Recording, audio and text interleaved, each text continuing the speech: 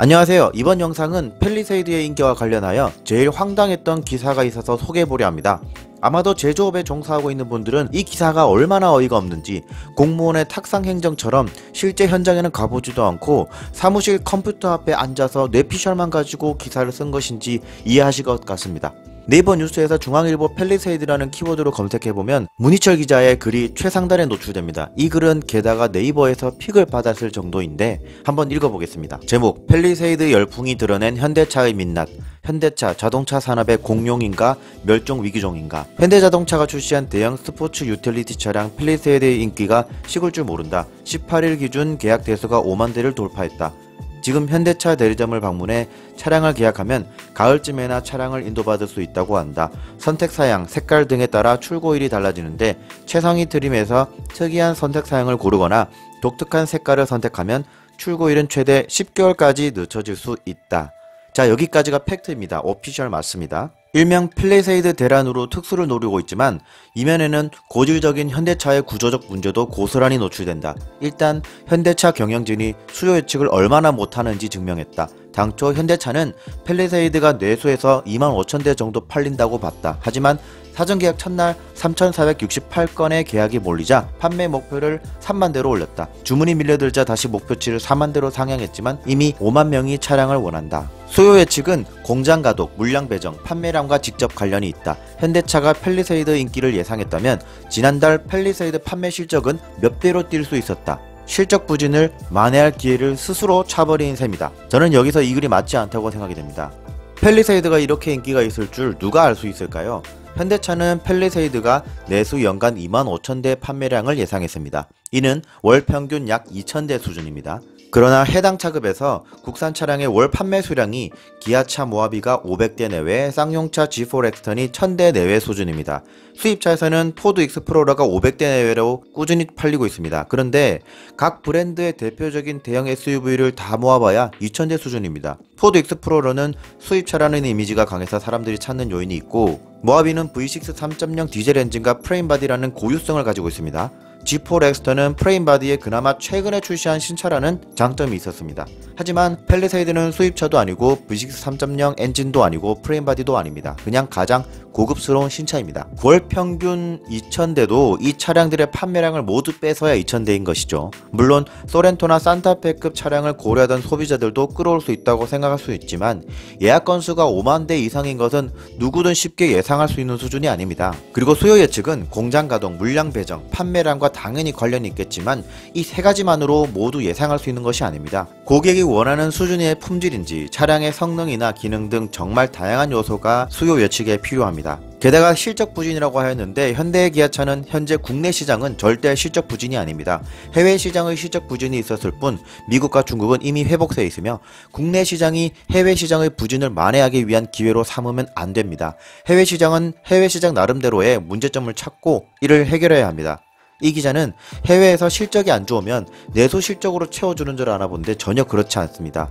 법인이 완전히 분리되어 있고 부품 공급에 따른 비용 관계도 확실하게 처리합니다. 자동차 예상 수요는 미리 많이 잡는 것은 리스크를 동반합니다. 중국만 보더라도 한때 잘 나간다고 해서 생산할 수 있는 물량을 높여서 공장을 가동했지만 지금은 사드에 따른 반항 감정 및 중국 경쟁 악화에 따라서 가동률이 50% 이하로 떨어져서 현대기아차 매출에 크나큰 영향을 끼치고 있습니다. 자동차 예상 수요는 안정적으로 계획해서 예상보다 반응이 좋으면 그것에 따라서 증량을 하는 것이 제조업에서 일반적인 방법입니다. 결론적으로 현대차는 지금 물 들어올 때 노를 젓고 있는 당연한 행동을 하는 것이고 예상 수요보다 훨씬 높은 반응으로 인해 절대 손해보는 것이 아닙니다. 자, 그럼 다음 장을 읽어보겠습니다. 일단 동일 생산 라인에서 생산 비율부터 조정하면 된다. 현대차는 울산 사공장에서 스타렉스와 팰리세이드를 홀류 생산 중이다. 예컨대 매월 팰리세이드 4,000대와 스타렉스 4,000대를 만든다면 이를 6,000대와 2,000대로 조정하는 방법도 있다. 하지만 현대차는 아직 생산 비율조차 조절하지 못하고 있다. 수요에 따른 생산의 유연성이 거의 없다는 뜻이다. 정말 황당하기 짝이 없습니다. 이 부분이 정확하게 생각만으로 기사를 썼다는 증거인 거죠. 이 기사가 말하는 것은 팰리세이드와 스타렉스를 생산하고 있는 울산 사공장의 월 생산 가능 대수가 8,000대인데 팰리세이드 생산 대수를 늘리고 스타렉스 생산 대수를 줄이면 되지 않느냐는 겁니다. 하지만 이는 초등학생도 생각할 수 있는 정말 1차원적인 생각입니다. 펠리세이드 생산 대수를 무작정 늘릴 수만은 없는 대표적인 세 가지 이유가 있습니다. 첫 번째로 스타렉스 구매 대기자들입니다. 2018년 한 해 스타렉스 판매 대수는 5180대, 월 평균 4081대입니다.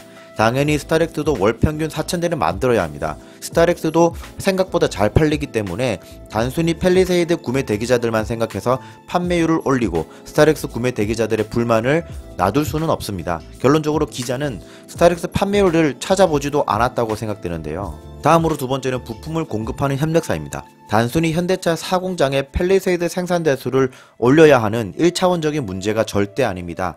협력사에서 공급하는 부품도 수만 가지에 이를 것인데 애초에 계획된 물량보다 더 많은 물량을 빨리 달라고만 할 수가 없는 거죠. 협력사도 현대자동차에서 요구한 수준에 맞게 생산 설비를 갖췄기 때문입니다. 생산량이 늘어나면 주간만 하던 작업을 야간에도 해야 할지 혹은 설비의 생산 능력을 올려야 하는지에 대해서도 검토해봐야 합니다. 세 번째는 품질입니다. 대부분의 제조업에서는 양산을 기준으로 해서 품질 문제 발생률을 미리 시험해보고 이상이 없다고 판단할 시에 생산이 이루어집니다. 그리고 이는 UPH, 즉 시간당 생산량도 기준에 포함이 됩니다. 그렇기 때문에 생산량이 급격하게 늘어나게 되면 품질 문제 발생 가능성도 높아집니다. 현대차는 전 세계적으로 이제 품질 면에서 인정받고 있는 기업입니다. 그런데 만약 펠리세이드와 같이 플래그십 SUV에서 높은 수준의 불량이 발생하면 현대자동차의 품질 경영에 먹칠하는 것이나 다름이 없습니다. 다음 장을 읽어보겠습니다. 부품 수급 체계도 허점이 드러났다. 펠리세이드 프레스티지 트림에 장착하는 20인치 타이어는 원래 미쉐린 타이어가 공급한다. 하지만 타이어 공급이 원활하지 못하자 현대차는 뒤늦게 동급 브리지스톤 타이어로 투입하기로 결정했다. 현대차에 대한 소비자의 부정적인 인식도 여전했다. 일부 자동차 커뮤니티에는 엔진룸에 빗물이 유입되는 현상을 지적한다. 하지만 엔진룸에 빗물이 유입되는 현상 자체는 제작 결함으로 보기 힘들다. 다만 이로 인해 전자장비가 오작동하는 경우가 문제다. 이는 부품 수급 체계의 허점이 아닙니다. 예상보다 높은 수준의 인기만으로 생산량을 늘리게 되면 국내 소재 공장에서 공급하는 부품들은 어느 정도 생산 물량 증가에 따라서 대응이 빠른 편입니다. 하지만 해외 업체에서 수입되는 물량은 당연히 운반 시간이 길기 때문에 늦어질 수밖에 없습니다. 게다가 외국계 업체들과 일해보신 분들이라면 얼마나 피드백이 느린지 아실 거라 생각합니다. 기존의 월 2000대 수준으로 공급하는 것은 미쉐린 타이어도 가능했을 거라 봅니다. 다음으로 엔진룸 물 유입에 대한 이슈를 예시로 들었으며 전자장비가 오작동하는 경우가 문제라고 결론을 지었습니다. 만약 이렇게 기사를 쓸 것이라면 적어도 기자는 엔진룸 물유입에 따라 전자장비 오작동이 발생한 사례에 대해서 조사해보고 직접 피해자를 찾아가는 등의 노력은 있어야 하지 않을까요? 마지막 장에서는 펠리세이드의 광고에 공룡이 나왔다고 하면서 이러한 고질적인 문제를 해결하지 못한다면 공룡처럼 멸망할 수도 있다는 황당한 결론을 내고 있습니다. 물론 현대차가 앞으로는 더욱 고객 수요에 따라서 유연한 생산 체계를 갖춰야 하는 것은 사실입니다. 하지만 이 기사처럼 1차원적인 사고방식으로 필드조사 하나 없이 써내려간 글은 전혀 참고할 만한 것이 없습니다. 이 기사를 픽했던 네이버 담당자조차도 기사에 대한 분별력이 없어 보입니다. 그나마 네티즌들은 이 기사를 보고 그대로 믿는 사람들은 거의 없는 것이 다행이라고 생각합니다. 여러분들은 이 기사에 대해 어떻게 생각하시나요? 이상으로 영상을 마치며 영상이 재미있으셨다면 구독과 좋아요 부탁드립니다. 감사합니다.